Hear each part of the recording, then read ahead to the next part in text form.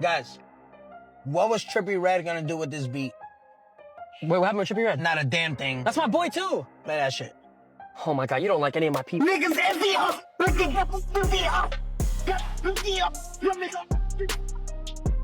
Support bullies or Trippie Redd hit play and instantly sent the timeline spiraling. Out of nowhere, a chilling clip of Tekashi 6ix9ine behind bars dropped, and people weren't sure if it was trolling or something way deeper. The internet moved fast, but one eerie detail in that footage had everyone replaying it again and again. That's when the mood shifted. On January 6, 2026, Daniel Hernandez, better known as Tekashi 6ix9ine, turned himself into federal custody at MDC Brooklyn. This wasn't some random situation either. He was serving a 3-month sentence tied to violations from his supervised release connected to his 2019 racketeering case. And nah, this wasn't low-key at all. 6ix9ine literally live-streamed the surrender with streamer Aiden Ross, while Akon's Locked Up played in the background as federal agents stepped in. Straight dramatic vibes. The clip spread everywhere within hours, showing 6ix9ine cracking jokes like it was content instead of real consequences. Right before getting processed, he joked about who he might cross paths with inside, throwing out wild names and laughing it off. It felt performative, like clout chasing right up to the gate. But let's be real, the situation hit different once those doors closed. This wasn't his first time at MDC Brooklyn either. He'd already been there during his 2018 to 2019 federal case. This return happened after what Judge Paul Engelmeyer described as a repeated pattern of ignoring the rules, despite being shown heavy leniency. The violation stacked up fast. In October 2024, 6ix9ine was detained after failed drug tests, unauthorized travel to Las Vegas and the Dominican Republic, and not reporting overseas legal issues. He sat for 2 weeks. By November 2024, that turned into a 45-day sentence. Then in December 2025, it jumped again to 90 days for ongoing violations and skipped community service. The January 2026 surrender footage pulled millions of views. Seeing someone who once ran the Billboard charts getting processed back into federal custody hit hard. And for anyone who knows the history, that image carries serious meaning for Trippie Redd. These two go way back.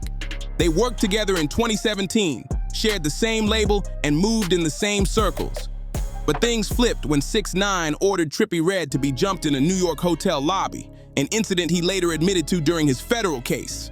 That history makes this moment feel way heavier than just another viral clip. 50 Cent spent years clowning Tekashi 6ix9ine non-stop. Public jokes, spot-on impressions, and never missing a chance to bring up that past situation whenever his name popped up. Fast forward to now, and the contrast is wild. Trippie Redd is still outside, dropping music and hitting the road, while 6ix9ine is sitting at MDC Brooklyn, not scheduled to touch daylight again until spring 2026. That surrender live stream, the jokes, the cameras, the casual handoff to federal agents, became the newest visual chapter in a clash that's been brewing for almost a decade. But this clip hits harder than usual, and Trippie Redd's reaction isn't random at all. To really get why this moment carries weight, you gotta rewind to how these two even crossed paths in the first place. Go back to 2017. Studios on Sunset Boulevard, an Airbnb in Venice Beach, and meetings near Wilshire with Elliot Grange. Before everything fell apart, they were building something real together. It all started with one track, Pole's 1469, the collab that kicked the door open. That era was peak SoundCloud madness. New artists were popping daily, and two young rappers with wild looks and raw energy were moving fast toward the spotlight. Trippie Redd, born Michael Lamar White, was already buzzing heavy in the underground. Meanwhile, Daniel Hernandez, 6ix9ine, was grinding out of New York, shooting his own videos and scraping together money however he could just to chase opportunities.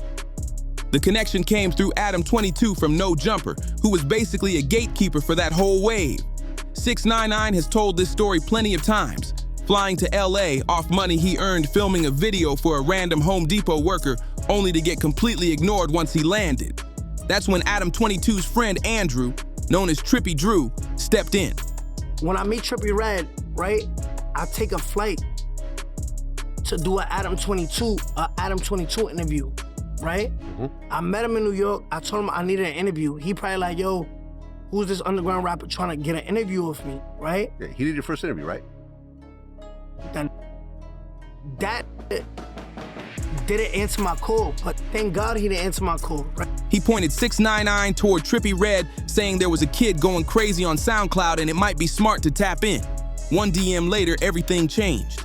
They linked up that night at the Hitway studio and knocked out Polls 1, 4, 6, 9. The chemistry was instant. Trippie wanted to shoot visuals the very next day. 6ix9ine was low on funds, but played it cool. At that moment, both careers were about to flip. They just didn't know how messy the ending would get.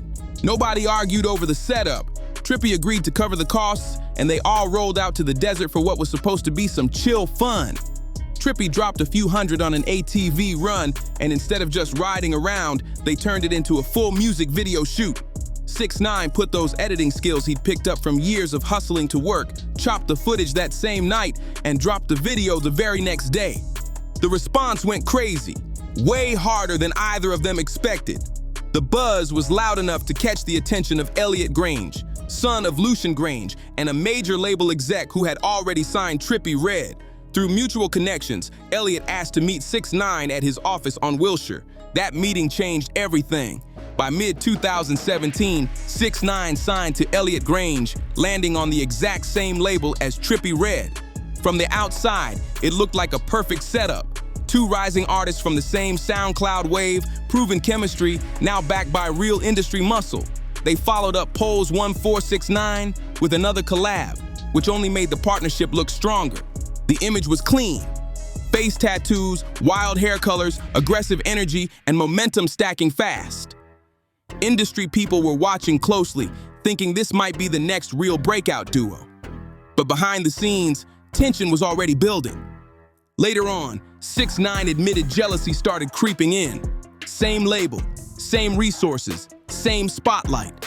As his profile climbed, the balance shifted, and the relationship started feeling different. What began in a Sunset Boulevard studio was slowly turning into something way uglier. This situation didn't fade out quietly. It blew up in full internet-era fashion. What once looked like a solid creative bond flipped into non-stop accusations flying back and forth. The first major crack hit when Trippie Redd went public on social media and labeled 6ix9ine a file in front of everyone. That accusation pointed back to 6ix9ine's past legal situation from 2015, something that had already followed him for years and seriously damaged his reputation. Trippie didn't hold back at all. He posted, "I'm sorry, bro. 1,400 don't promote files." What's the situation with you and 6ix9ine right now? I honestly don't know. It's just the internet. Bro, just keep bringing me up. That's all it is. We already had squash. What we was talking about, he pulled up on me and we talked about that. He wasn't even on nothing I was on because, you know, I'm crazy, you feel me? So I was trying to fight. He wasn't trying to fight. He wanted to talk about it. A message that instantly set the internet on fire. That moment hit 6ix9ine where it hurt most. His past was already a weak spot, and once it was blasted publicly by someone he'd worked closely with, it became impossible to escape. From that point on, their partnership was finished. What they built together collapsed fast, and the fallout turned into one of the messiest, most talked about feuds of that entire SoundCloud era. That moment drew a hard line. Whatever connection they had was officially finished. Tekashi 6ix9ine responded exactly how people expected: loud, confrontational, and straight to camera. Sitting in his car, eating, he addressed Trippie Redd directly with a mix of disbelief and aggression, acting like the whole thing came out of nowhere. Fans were confused. How did two artists who just dropped successful collabs, shared a label, and looked set up for major wins end up here so fast? Everything looked aligned, then suddenly it all fell apart. Whenever 6ix9ine talked about it later, his explanation stayed the same. He claimed jealousy was the root of it. As his profile rose and more attention shifted his way, he said Trippie couldn't deal with the competition. But 6ix9ine didn't stop at defending himself. He fired back with heavy counterclaims aimed at Trippie's character. He alleged that Trippie had inappropriate interactions involving someone who was underage at the time. Those claims were firmly denied by Trippie Redd and others involved, and the situation was later addressed publicly with clarifications meant to cool things down. Still, the damage was done. Accusations were flying both ways, and this stopped being a normal rap rivalry. This wasn't about bars, streams, or chart spots anymore. It turned into an all-out attempt to destroy credibility and public image. While all this chaos played out, 6ix9ine's career took off at full speed. In late 2017, he dropped Gummo, a track that exploded and turned him from an underground wildcard into a mainstream force almost overnight. What Trippie Redd didn't fully realize at the time, and what 6ix9ine later admitted openly, was that the beat for Gummo originally came from Trippie's camp. That detail added a whole new layer to the fallout. A beat Trippie planned to use got flipped into 6ix9ine's biggest hit, all while they were publicly clashing. That move hit cold. It made the fallout feel personal, not just business. Even the lyrics weren't innocent. A reference to KB in Gummo was widely seen as a direct shot at Trippie Redd, tucked inside what became 6ix9ine's signature song. The success of Gummo flipped the label power dynamic completely. Trippie had been the priority at first, getting most of the push. Once 6ix9ine went viral, everything changed. At this point, the power shift was obvious. Tekashi 6ix9ine went from being a secondary name on the roster to the main focus, while Trippie Redd suddenly found himself pushed to the side. Me and Redd is on the same label, so he was supposed to blow up before me. So they were putting all the money into him. And the fact that when Gummo took off, the streets went crazy. Like, they fell in love with Gummo, and like, to the label, I became the priority, and they benched Trippie and they put me ahead. And it just felt so good because he talked so much that it just felt good, like hearing my song on the radio. The jealousy 6ix9ine always claimed started the fallout now looked flipped. Trippie had every reason to feel some type of way, and 6ix9ine wasn't hiding his victory lap at all. But all the accusations, label drama, and internet shots were just the buildup. What came next dragged the conflict out of the digital space and into real-life consequences, and it would later be laid out in federal court for everyone to hear. By late 2017, the tension crossed a line. The back and forth wasn't just words anymore. 6ix9ine had connected himself with the 9 Trey Gangsta Bloods, a New York street group that gave him protection and people willing to move on his behalf. When word got back that Trippie Redd was in New York filming a video, 6ix9ine set things in motion. What followed was a confrontation at a New York hotel that turned the feud into an actual federal issue. 6ix9ine has never denied his role in what happened. In fact, he's spoken about it openly in interviews, laying out the situation with unsettling confidence. He later admitted in court that he ordered the situation and acknowledged being involved. According to his version, the numbers were uneven. Trippie had dozens of people around for the shoot, while 6ix9ine and his associates arrived with just a few. But surprise and fast escalation shifted the outcome quickly. The way 6ix9ine described it was graphic and meant to embarrass. He talked about Trippie's signature grills getting knocked loose and sliding across the hotel lobby, painting the whole scene like a cartoon gone wrong. Whether that story was exaggerated or not, the situation was serious enough that 6ix9ine eventually pleaded guilty to ordering it as part of his federal case. That detail alone confirms this wasn't just talk. Trippie Redd addressed the incident shortly after on Instagram Live, trying to downplay the damage while still admitting something did happen. His version described a quick moment that ended once his crew stepped in. The two stories don't line up at all. One side painted chaos, the other brushed it off. The truth likely sits somewhere in the middle. But the fact that federal prosecutors included this incident in 6ix9ine's racketeering charges shows how serious it really was. That moment sealed the feud forever. What started as a SoundCloud collab officially ended as a federal courtroom fact. That hotel incident was the point of no return. Before that, the beef lived online. Accusations flying on social media, diss tracks on streaming platforms, and interviews tossing shots back and forth. After that moment, everything shifted. It was physical, documented, and eventually treated as a serious legal matter. Trippie Redd's version of why it happened doesn't line up with Tekashi 6ix9ine's story at all.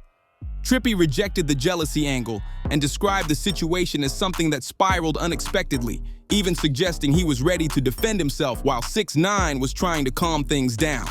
That narrative completely clashes with 6ix9ine's own loud, boast-heavy retellings. Those contradictions became the core of their feud, a non-stop tug-of-war over the story. Who started it? Who escalated it? Who was really in control? But some facts can't be argued. The confrontation was real, it was ordered by 6ix9ine, and it later became part of a federal case that would completely change his life. That hotel situation wasn't just another chapter in rap drama. it became evidence in a racketeering prosecution, and that's where everything unraveled. In November 2018, federal prosecutors indicted Tekashi 6ix9ine, and the persona he'd built completely collapsed. The image of street power, the loud gang connections, the fearless attitude in videos, all of that disappeared overnight. Suddenly, he was facing the possibility of spending most of his life behind federal walls. The charges were heavy and wide-ranging. Prosecutors accused him of racketeering conspiracy, firearms offenses, armed robberies, and drug-related activity. They said he wasn't just around the 9 Trey gangsta bloods, he actively funded operations, ordered confrontations, and took part in organized criminal activity. 6ix9ine was arrested alongside several associates and held without bail. The court cited flight risk and public safety concerns. The case against him was stacked, detailed, and overwhelming. He was staring down a future with almost no exits. That pressure led to a decision that would define his legacy forever. In September 2019, 6ix9ine chose to cooperate with federal prosecutors. He took the stand and testified against former 9 Trey associates, naming names and breaking down the entire structure of the group. Most important to the Trippie Redd situation, he admitted under oath to ordering the hotel confrontation. The testimony was detailed, direct, and damaging. He laid everything out, actions, roles, and decisions, the kind of information only someone deep inside could provide. That courtroom moment locked in a label that's followed him ever since. Tekashi 6ix9ine traded information for mercy, and while it worked legally, the reputation damage was permanent. Instead of facing life, he walked away with a 24-month sentence, credit for time served, 5 years of supervised release, and a $35,000 fine.